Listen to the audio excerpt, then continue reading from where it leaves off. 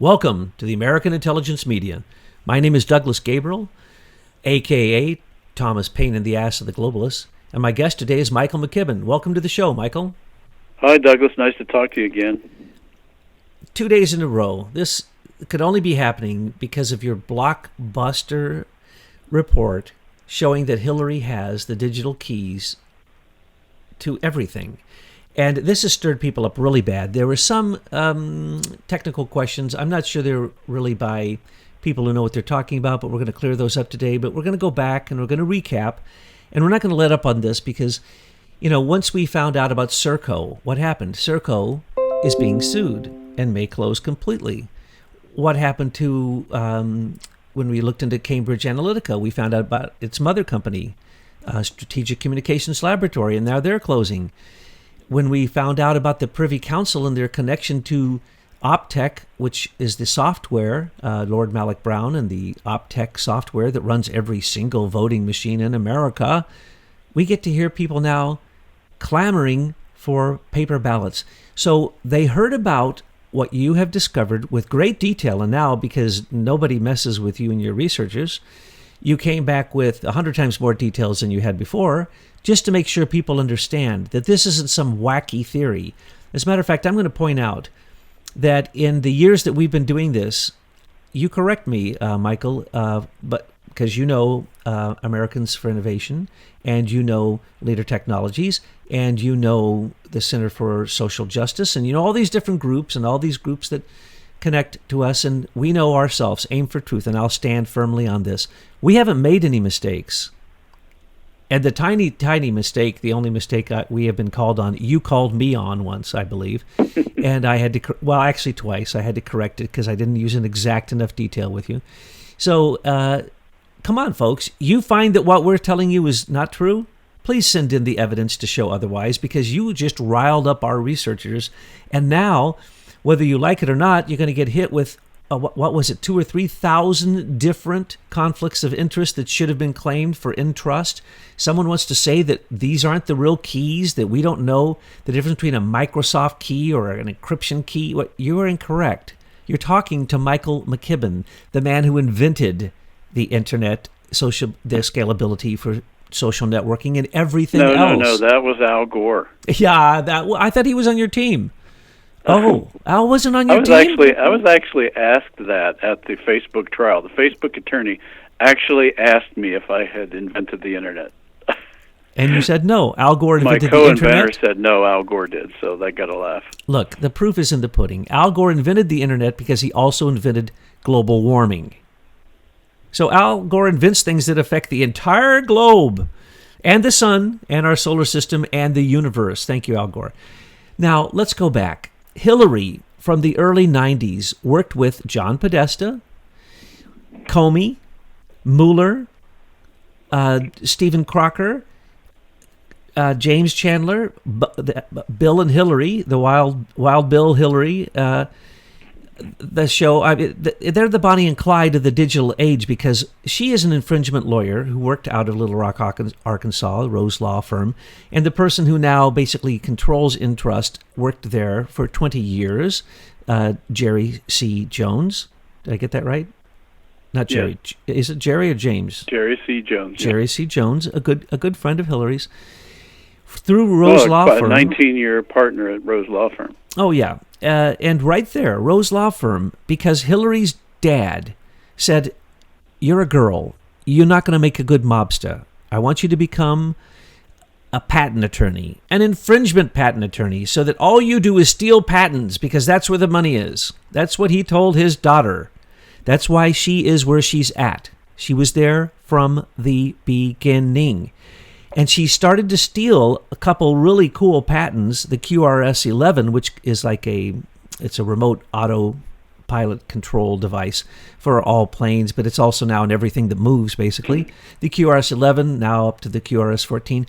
She got in on that early, and they learned how to take that device and move it out of America, or steal the patents, move it out of America, move it around to all of her friends, get these companies going, invest in them, then bring them onto the stock market, and then turn their millions into billions. And they've been doing this with every social media company through Google, YouTube, Facebook, Instagram, all of them, PayPal, you name it, Microsoft, Hewlett Packard, IBM, they're all part of this theft from the IBM Eclipse Foundation. But we didn't have any idea when we started looking at that with you, that the way that you were ripped off. We didn't know that these were going to be the exact same people ripping everybody off right now with the Mueller investigation. That's because they're covering their trail.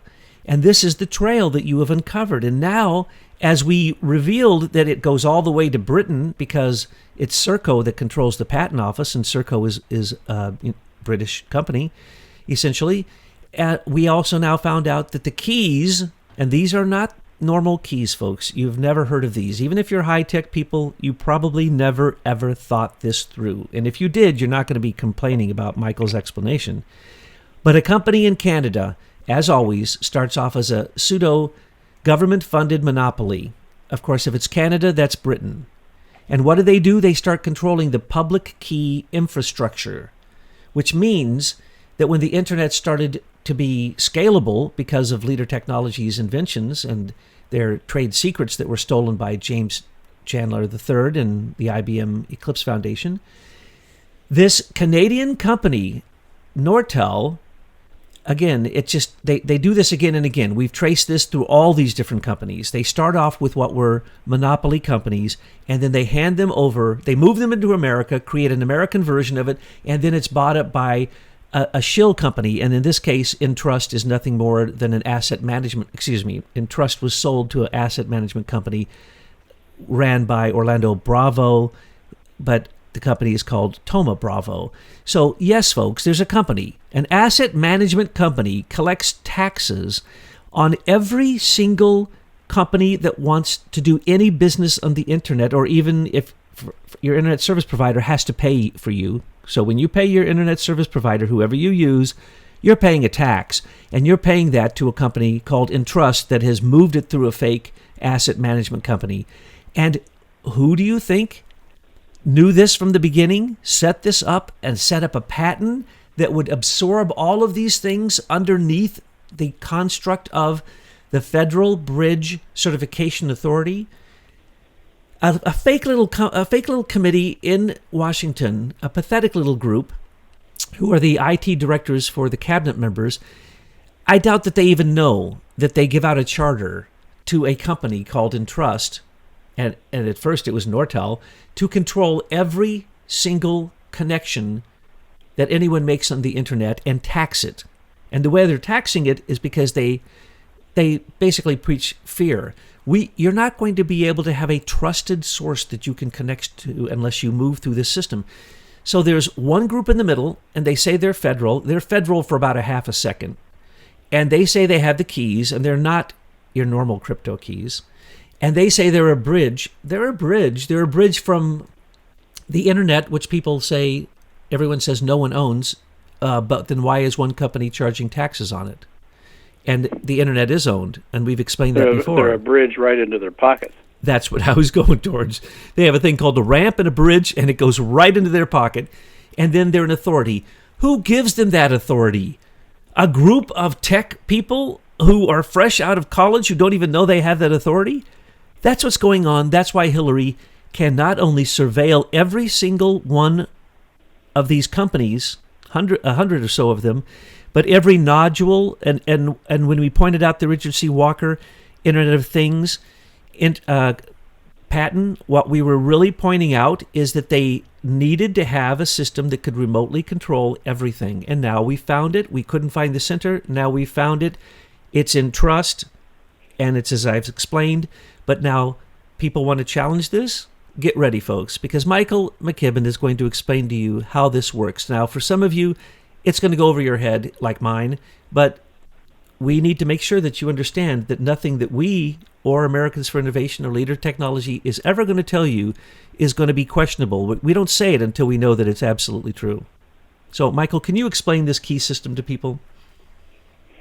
Yeah, I think most people have read the history of World War II and know that the Germans had invented something called the Enigma machine, which was indeed an encryption system that submarines carried, that generals carried, and that's the way they communicated with each other. They took their message, they typed it in German in that case, and the Enigma machine crunched out in an electromechanical device like the old adding machines an encrypted code that then would be transmitted electronically. So the idea was, even if the Allies had intercepted the code, it would be just gibberish, and you wouldn't be able to know what the communication was. Well, and the Allies then put a bunch of mathematicians and scientists together at Bletchley House in England to try and crack that Enigma code, to figure out what the mechanism was, mechanism was in these machines. And once they figured that out, they were able to read all of the German communications that occurred right through the end of the war. And General Eisenhower said this was one of the key developments that allowed the Allies to win World War II. What we're looking at right now with the electronic version of this same Enigma machine is encryption mechanisms that have built-in flaws or backdoors that allow those that know what the flaws are to read everything, just like the Allies ended up being able to read all German code. And what we never knew was where was the center of that control in the internet. And there have been clues that have been dribbling out over the last several decades as to how that's done. And this certificate authority that Entrust is, on the surface they say Entrust is one of several hundred certificate authorities that issue certificates so that when you go on the internet you can be authorized to open a website.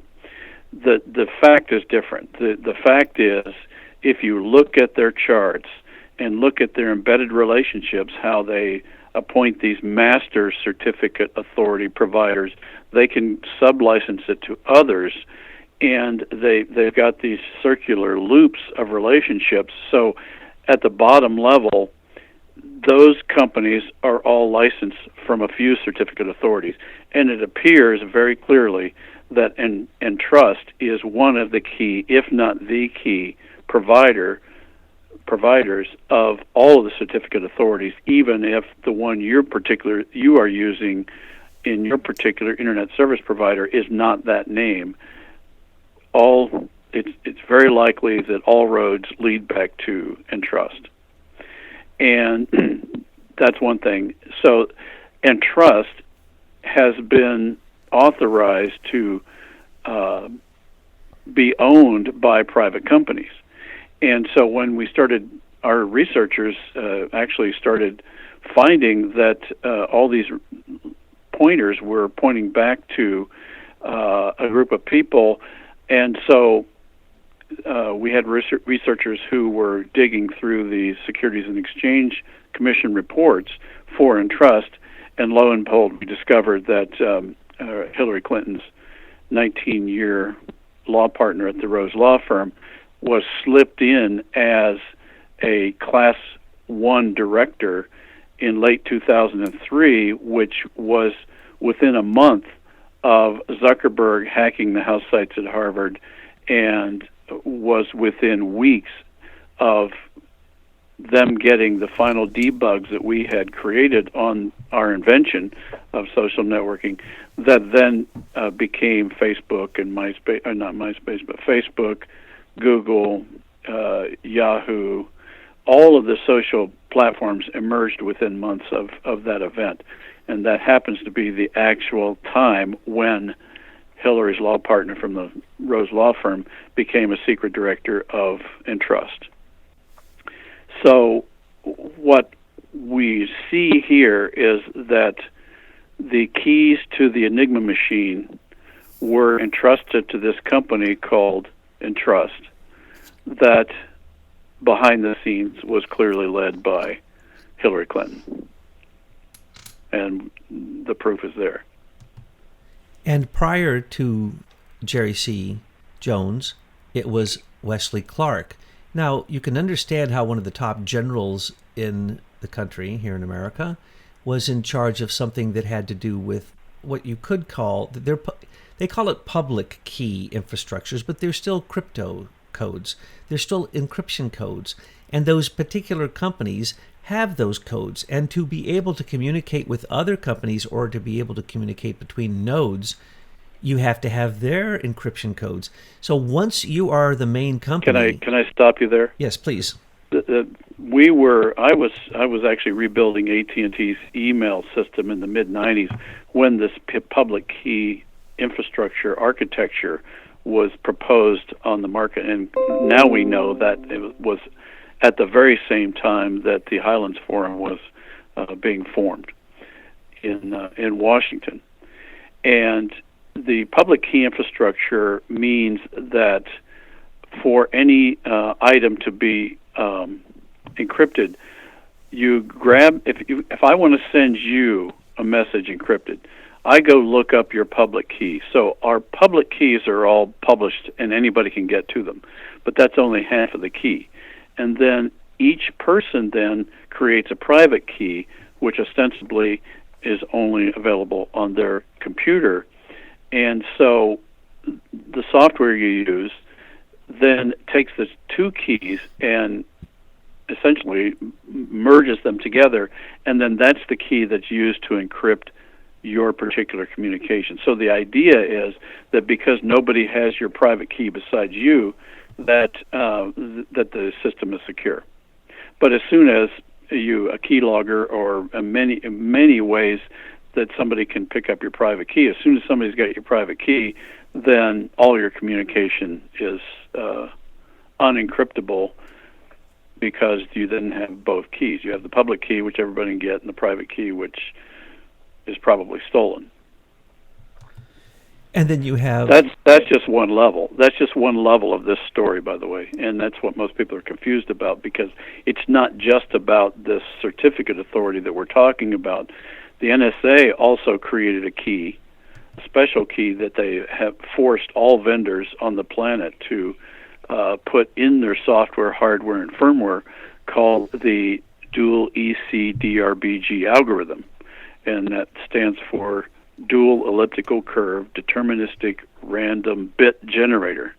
Okay, I'm going to give you a quiz on that at the end of this to make sure you got that. Well, I'm just going to fail the quiz, so don't even give it to me. Okay. So that particular algorithm, because it's embedded on all hardware, software, and firmware, is another way that the intelligence community can decrypt messages, because that particular algorithm has an inbuilt flaw which only the NSA ostensibly knows, and that allows for another level of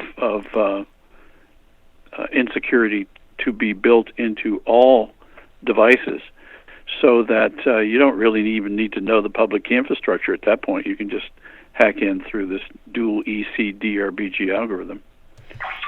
So Now, there's several ways to get at people's data. As you know, when I was in the NSA back in the 70s, everything was hardwired, And so when you started describing some of these things to me, when we started talking some time ago, I kept being really hung up on, well, where's the hardware? And then I thought I discovered it, with the mechanical engine that rides on the back with a microchip. And so I'd call you up and you'd go, no, Douglas, it's software. And I'm going, no, wait, what do you mean it's software? It just floats around. Where is it? I want to know where it is. Because, I come from old school. Well, this software might be embedded on a chip, so it could be hardware. That's what you were explaining to me. We know it is embedded on a chip, so it is often hardware.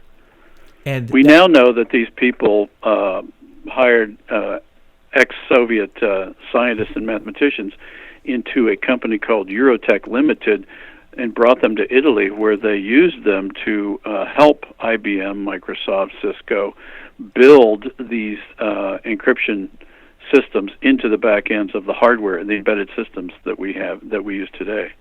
Now, Michael, that's different than when Cisco built the backdoors into their routers in the early days, so that literally they at one point said that every single transmission on the internet goes through their routers. And we knew that all of them, domestic and foreign, had backdoors. And so I was kind of stuck in that old pattern of, show me, where on the machine it is. But these things ride on software. That's what you're saying with these public key infrastructures, right? It's hardware, software, and firmware. It's not one thing. There's never one solution or one way these guys go at betraying our privacy and security. It's multiple ways, because they can't always predict that one of the ways is going to work every time. So they have 2 or 3 or 4 different ways of getting into your system. Well, now, because I'm naive, I always go back to Sir Tim Berners-Lee and the way that they miraculously said that while he was working at CERN, he just invented the World Wide Web, on his little laptop in his spare time. No, this shows, as you just pointed out, the public key infrastructure was planned from the beginning, and the people who planned it planned to control it.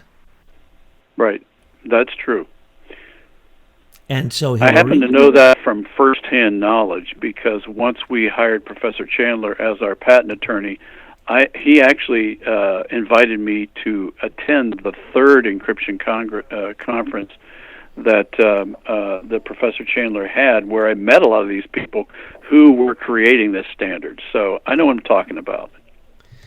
Well, I know what used to be. When I would do a code, I would sit at like a Turing machine, and I would hit a key, and the spinning cylinder would change that to whatever today's encryption code was. Right, that's how the Enigma machine worked. And so that's how far back I go. I mean, we had encryption cards, IBM cards. Each one, every place, every military unit that was connected to that, what you would call the NSA key infrastructure, which is a node unto itself, and you put that in all of your charts, so people, if they look closely, they will see that exactly what you were saying is true. Yes, there is one node that happens to go to the Department of Defense and sensitive stuff. There's another one goes to the NSA. There's other nodes that go to corporations, and many other companies like Entrust have those contracts. So it makes it look like they're actually competing with Entrust. But no, those are small contracts compared to the big military or the big satellite or the big government contracts, which all go through Entrust. And then from Entrust, they go to this hub. But the hub isn't really a hub, and that's a lie, because it isn't a little committee in Washington, D.C. Those people probably don't even know they have the power, as I said before, to give the charter out to these corporations. If they did, they should stop it, because it's certainly espionage. It certainly is a violation of surveillance of all Americans and all people around the world. It certainly shows that you have nothing, whether you are an encrypted phone, whether you're on the dark net, whether you are on those black phones that you think can't be picked up. There is nothing that they can't get, because everybody has to pay for this system. These people believe that they're doing God's work. That's the irony here. This total surveillance, mass surveillance system that they've put together, they have convinced themselves that they're doing it for our benefit. Even though we didn't give them permission to do it, they're still doing it. They still believe that they are protecting us from the enemies, which now we know they're creating in order to have their continuing effort to save us. So it's now become an inside loop, so that they create the wars, they create the terrorist threats to give themselves more permissions to steal our information, with the rationale that they're protecting us from the people that they're creating. So it's out of hand, obviously. Well, we saw that with the Richard C. Walker Internet of Things patent, the TRAC patent, TRAC, which I always refer to as the aggressive remote control patent. And they want to make humans into wetware. So they want to implant things not only just as, those little chips that are like a credit card and they're like your bank card and everything else, and you just rub your hand over the machine and then that's it. No. They want to implant many of them in your body so that they can stop you from moving or get you up to move. Isn't that amazing? It's in the patent, and it actually defines people equals wetware. And that they have to aggressively remote control that wetware. They're not happy enough to be able to make you stop what you're doing. They want to make you do what they want you to do. And this goes for trains, planes, it goes for your motorcycle and your animals and you and every human on the earth. And if you don't believe it, look at what Eric Schmidt has done with Dragonfly and the social credit system in China right now that is causing such a stir, because he's basically created digital totalitarianism. And how is he able to do that? Because he already did it worldwide. Because he is, of course, one of the major people in on this from the beginning. And that's the reason that he always invested in every single company that really made a big splash using your trade secrets, Michael. And now he's a billionaire, and he's off in China and won't leave until China has come underneath the complete thumb of totalitarian dictator Xi, which I think they're about 1 second from that. So what we have here is the digital keys to hell. Hell puts off a fire that gives light, and Hillary thinks that's the light from above. No, that's the light from below. She has the keys to hell, like St. Peter has the keys to the heaven. And those keys can get her anything she wants. She can surveil anything she wants, she can target it, and she can attack it. Because why? Corporations run it. And when we finally figure out exactly who the money is, and it's almost impossible in an asset management company to determine whose money came out of which other asset management company, slushed through what other offshore fund, through somebody else's account. But I guarantee you that this goes back to the same exact friends that Hillary has in the election rigging campaigns that she's been part of, which use Optech, which is Lord Malik Brown and the Queen's Privy Council. I'll put down a nickel on that bet, Michael. Right, I will too. I have a solution. The Federal Common Policy Committee can stop giving charters out to these criminals who are not even Americans. They're corporate globalists. Well, I think that whole mechanism has to be rethought. I mean, it was created out of nothing in the early 90s. So it can be uncreated, and it can be revamped. I mean, the ideas are not bad. The problem is the wrong people are running them. And there is a need in the internet for trusted systems. We need to start looking at information technology as a guild where only honorable people can operate, and there needs to be inbuilt forms of accountability that actually have teeth. Not all these fancy, flowery, fluffy words that don't mean anything like trust. We need to have mechanisms that I think hold the beast in us accountable, so that we actually respect people's privacy, respect their privacy and property, and we actually believe in the Bill of Rights, and we use that as the basis for a new design for this system. I think we have to start there, and then we get bright people in a room, and we say we're not coming out until we have a system based on the Bill of Rights to manage this network system that we already have. And then once we have that plan, then we can go and re-engineer what we've got right now. So it can be done. It's just engineering. They just have to have the right people, just like you said. They have to have the right people with the right motivation, and it's a piece of cake, folks. It's a piece of cake. How many cabinet members are there? Well, that's how many of these little IT guys and gals make a little tiny decision that they don't even know affects the whole world and basically gives away even our military secrets, our satellite secrets. Don't get me started on that, because what's happening in space, we warned everybody it's happening, now it's happening, and people are shocked and they can't figure it out. How many people have heard of the aerospace company that the SES set up? How many have heard of that aerospace company is actually running NASA? The SES is running NASA, not the American government. And people that we give huge amounts of money to, like Elon Musk, who is an insane man, who is nothing more than a Hollywood PR guy. He doesn't even know what he's talking about. He's like a Mark Zuckerberg who doesn't even know how to write code, and yet he and Zuckerberg were tied together in 2003. He's familiar to us. Oh. Now tell me about ICANN. Stephen Crocker. When they started giving out IP addresses, they had to have the public key infrastructure going. And so from the beginning, we controlled every single number and IP address that was assigned through ICANN on the internet. Did I get that right?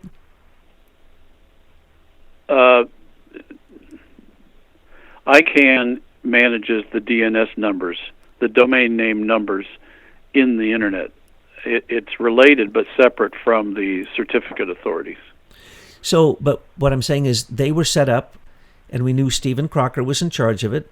And right. So this comes right back down to the same group. Stephen Crocker was there in Little Rock, Arkansas. He was there. He was there at the foundation of the Highlands Forum, your favorite group. Oh, yes. And that's what I'm saying. So one guy actually controlled who got on the internet and who didn't and what their number was, and therefore could control them and find them. And if I'm not mistaken, knew more about them than anybody else. We gave away that authority during Obama's administration at the last minute to somebody I don't even know, some international committee. UN. Yeah, UN International Committee, who we don't even know who's on it. So my question is, that's as fake as net neutrality, which is the opposite of what you would think. Net neutrality was free internet for the big ones, and the rest of us all pay. So can you tell us about ICANN and that scam, and how that affected what we're talking about today? Well, ICANN, at its very basic levels, managing a very large table with two columns. The first column is a list of names in English of websites with different .com, .org, .gov, and the second column is an actual set of numbers so that each internet address has a unique number. And think of that as a street address in the digital world. So each server on the planet has a unique number, and then those servers can have subnumbers, subdomain underneath them, so that each individual machine in the end has a unique number when it's on the internet. And ICANN manages that list of street addresses so that when you log on and want to go to a particular website, you then type the name, like leader.com, it goes and looks up our DNS number, and then you come to our website. It's that simple. But the issue is there are a lot of them, and so the question is who's going to keep that list current? And that is ICANN's job, is to keep that list current. And up until recently, there's never been evidence that they have not issued domain numbers to somebody who asks. So it's been very democratic up until recently. When it went to the UN, the concern that I have and that others have is that in the hands of a tyrant or a group of globalists who want to shut off a portion of the internet for people that they don't like, it's as easy as taking somebody off of that ICANN list to stop anyone from being able to access their domain or their server. And as soon as that happens, you have total totalitarianism. I mean, you have something that is much worse than the KGB or Russia or anybody else. You'll just wipe them off of any digital presence on the internet. Well, that's what we have. We gave away the American ICANN ability to control the internet.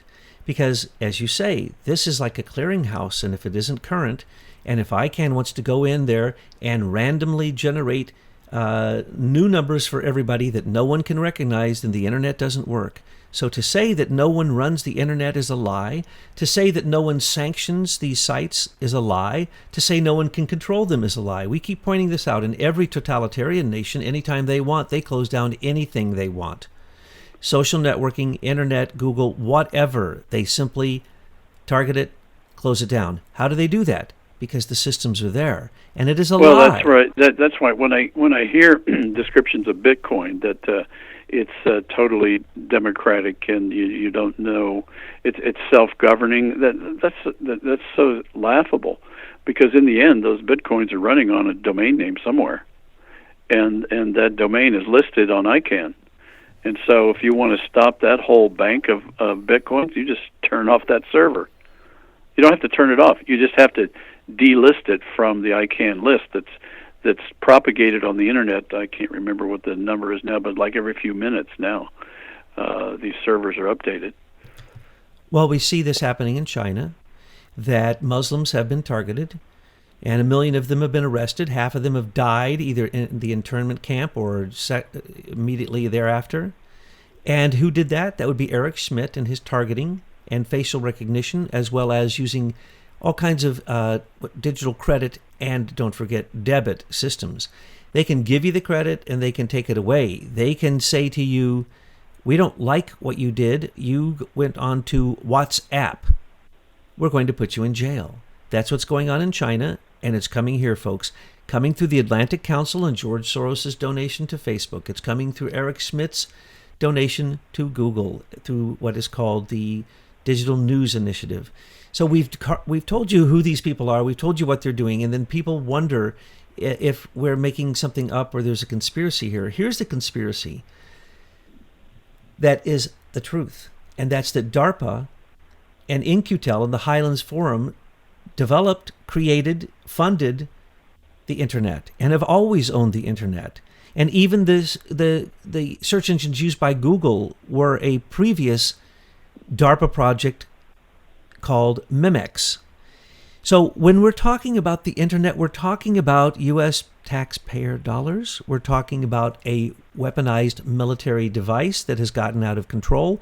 We're talking about the fact that we paid for 40 to 45% of the infrastructure and that we can control anything on the internet, especially if we take back the ICANN Assignment Authority, which is insane we gave it away, and as long as we do not reinstate Silicon Valley's desire for net neutrality, which is nothing more than making every single one of us a target for corporations and globalist corporations to underscore that. So the ICANN thing is a scam. We now find that what we were told the Federal Bridge Certification Authority leads to the whole infrastructure of what's called the Federal Common Policy, which then gives out that authority to corporations to literally be able to control every single internet exchange. Now, you gave a wonderful, first off, you did, with the help of many friends, two press releases that were just amazing. So if you haven't read these press releases, folks, if you had any doubt that what we were saying in this previous talk that we had, that has gotten so much attention all over the internet, just look at the new press releases. Now the evidence there is utterly, utterly profound. And what we're asking you to do is realize that Hillary Clinton has always gotten away with everything because she's worse of a blackmailer than even the FBI. Obama and her and their Chicago gang, remember, they all come out of Chicago mobster gang. That's who Hillary Rodham Clinton's father was. He was second in control of the Chicago mob, and Valerie Jarrett was in control of the Mayor Daley mob political machine, and Rahm Emanuel continued it after he left being the head of Obama's White House, basically. So what we're looking at here is the proof of why Hillary has not gone to jail. She has the keys to the digital kingdom of hell, and it has been sold out to corporate globalists. So again and again, Michael, every time you look, you find the same people who stole your trade secrets from Leader Technologies. There is a way out, and that's the Miller Act. Can you tell people about how we could, you've already mentioned one way to get out of it, get back Right. the ICANN, get control of it, and get it out of the hands of these people, get it out of the hands of corporate Well, greed. we're either going to have a government that actually protects the Bill of Rights, or we're going to live in a totalitarian state, and we're moving quickly toward the totalitarianism. And what our shareholders said is, we've invested a total of $20 million by the time we had the lawsuit, and no, not the lawsuit, but by the time February 4th came around, we had spent about $10 million. And our shareholders said, when are we going to get paid? And now we've realized that the federal government itself was the one who stole our technology and then distributed it to the entire planet, both commercially and in government. And so there is a particular law that Congress passed called the Miller Act, which allowed companies who had provided services to the federal government and had not been paid the opportunity to get paid. And it's related to the Fifth Amendment takings clause, that the government is not allowed to take your property without at least compensating you at fair market value. So what we started looking at that, when we started looking at that, we realized this number is into the trillions of dollars. So we got together as a group of shareholders, and I have several hundred, and we said, okay, well, what we can, these are all pragmatic business people. And these men and women, we got together and we said, okay, what can we propose that's creative and that not only gets us paid but also helps us fix this broken system? And that's when we developed the Miller Act claim, which is divided into two parts. It's a payment for the 17 years that the government has used our property without compensation and benefited. And by use, I mean also used by the commercial entities that the government gave it to, which is pretty familiar with most people today. It's Google, Facebook, MySpace, or I keep saying MySpace. That dates me a bit. All of the social crowd. And we said, okay, there's one payment for that, and then there's a payment for ongoing use of the technology, and that in exchange, we'll give everyone a license for all this technology. Every app that you're using on your phone right now is violating our patent. We'll give everybody a license, get everybody legal, even though they don't even know they were illegal. And then we'll also give the government a license. And so we will actually start having the government respect the property of its inventors. And what we're seeing now is that we aren't the only inventors that have been abused by this system.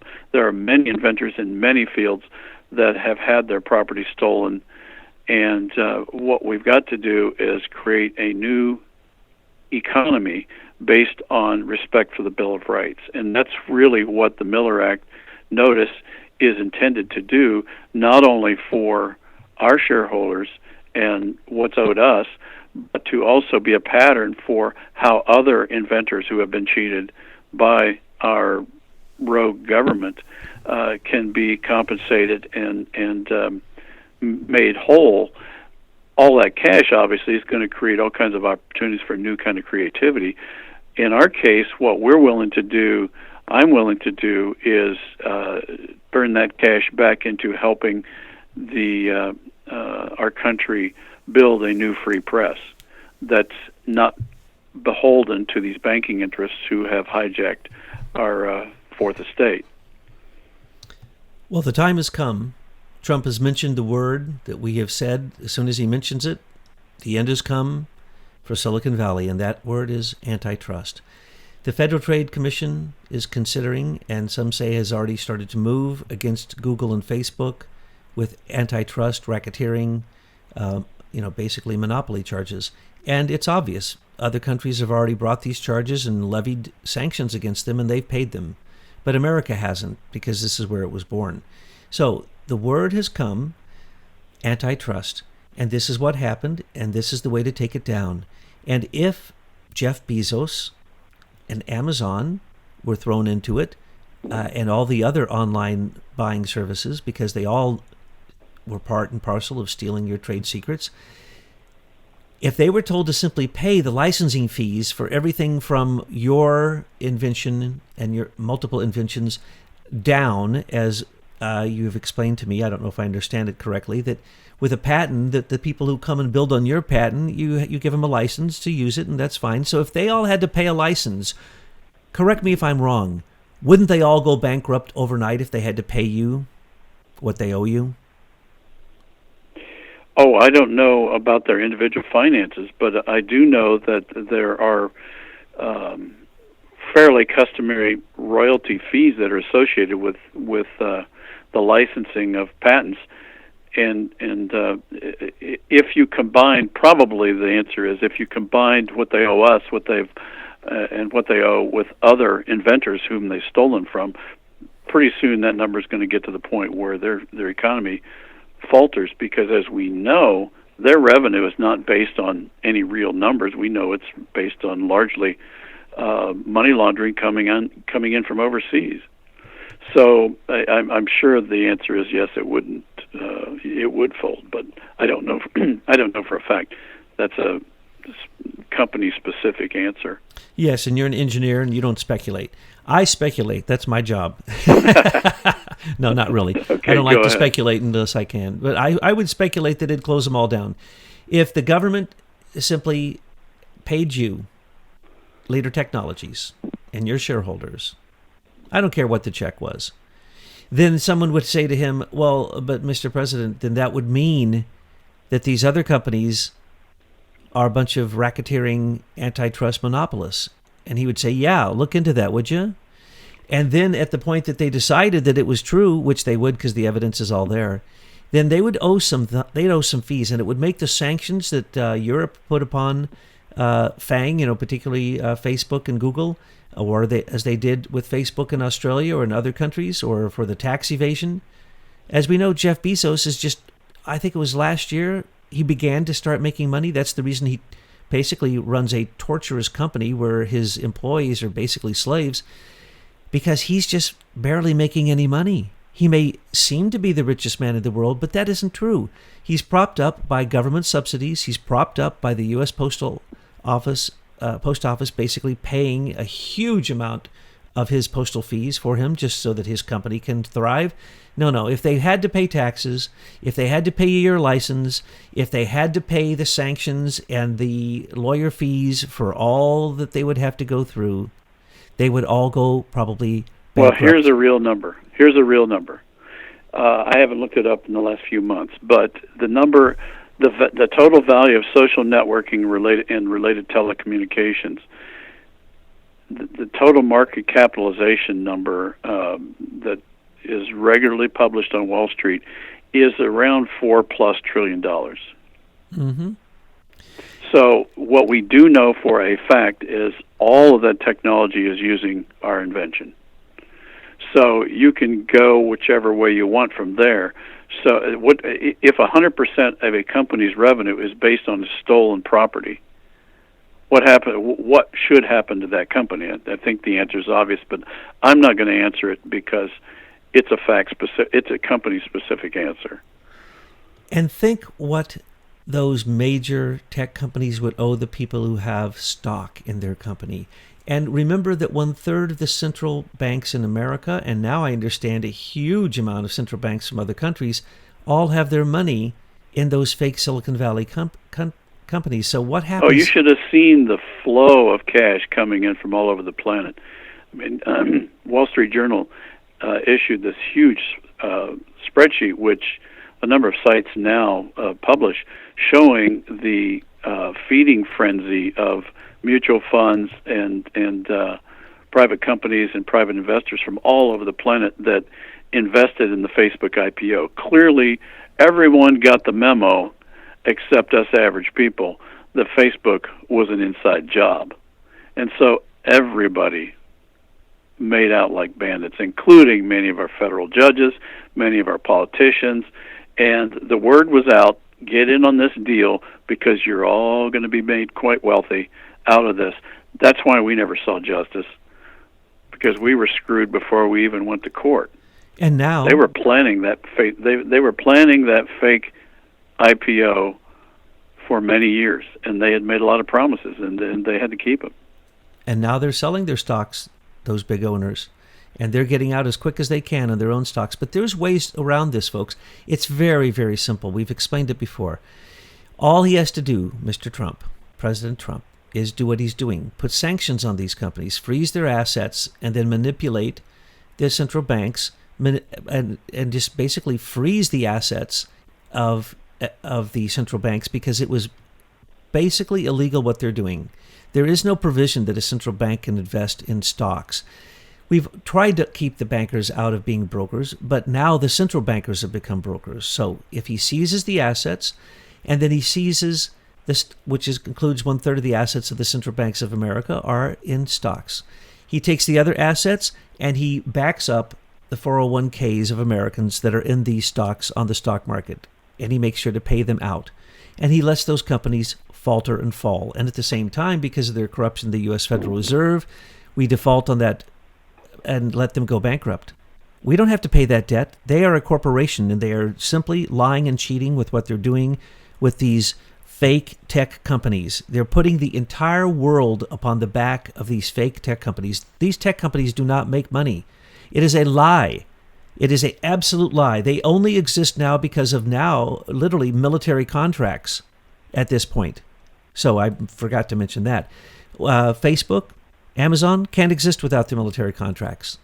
And then what do they do with the money? They go buy mainstream media outlets to become their propaganda arm to protect them, to try to make sure that people don't know that they're actually a government monopoly that was constructed by senior executive service members working through the same old corporate rat lines that have been used for a long, long time. So I apologize to you, Michael, for what has happened with the world, and the fact that your desire to create a free and open internet was turned into this evil that Hillary Clinton literally has the keys to this digital hell. Yep. She does. The proof's there. Well, you've done your work. We've done ours. And we look forward to what people have to say and any direction you can point us in. I just came across one today. Looks like we found the company that was behind the 911. It was a digital company called P-Tech. P and then T-E-C-H. So we're going to get right on that one for you folks. It's a 17-year-old story, but it will show you the same kind of rat lines that we're describing today were used at the same time, used at 911, and that's the reason they were able to cover their trail. It is this digital trail of the Clintons and the Bush family that have worked with these DC fixers like Rosenstein and Mueller and Comey and McCabe and the rest of them. And we're going to put an end to it with the help of Americans for Innovation and your good research. I forget the theme you were going to use for this particular interview, but it had something to do with hell, right? Digital keys of hell. The one thing I had forgotten about is that the history of encryption has a long history that goes back 2,000 or 3,000 years BC, but the most current mechanism used for doing encryption is something that IBM developed called triple DES, and the other name for triple DES is the Lucifer code. That's a name they gave it. Why doesn't that surprise me? It's pretty amazing that these people were so arrogant about their intentions that they actually named it after the devil. And then people try to say it's a conspiracy theory to say these very same people worship Lucifer and Satan. Well, here it is. They actually put their names on them, the systems that are key. So yes. They think that's funny, but it's not funny at all, and they don't really believe in a heaven or a hell. But they're going to find out after they die that there really is. And guess what, Hillary? The keys to the digital hell only get you in. They don't get you out. And oh, by the way, these were the same German scientists that developed the Enigma machine. We brought them over after the war, and they just carried on working at IBM. Oh, absolutely. It just because why? The military-industrial complex just keeps marching on. It doesn't matter what country it's doing its best work in. It just keeps on moving. That's why Eric Schmidt is in China. That's why Henry Kissinger loves China. That's why all kinds of people have gone to China, like the Bidens and the Kerrys. Oh, and the Byers and all these people that you've Milner and all of them. Milner's Russia, but they love to go to the East because they actually believe that Russia and China are the future. That is incorrect. We are at war with China, and we will not go to war with Russia because we would squish them. And they don't want war. And China... Well, all I want's the Bill of Rights exactly reinstated. Especially here in America, and to stop having Soviet Russia attitudes come to America and Chinese totalitarian attitudes come in through the tech lords of Silicon Valley, who all need to face bankruptcy because of the crimes that they've committed. Michael, thank you again for your deep research. We'll be speaking with you again further about this. On behalf of the whole team, thank you. Oh, thank you, and thank all of the hundreds of members of the team. We can't thank you for the work that you do enough, and people really, they do appreciate it. So good work, Patriots.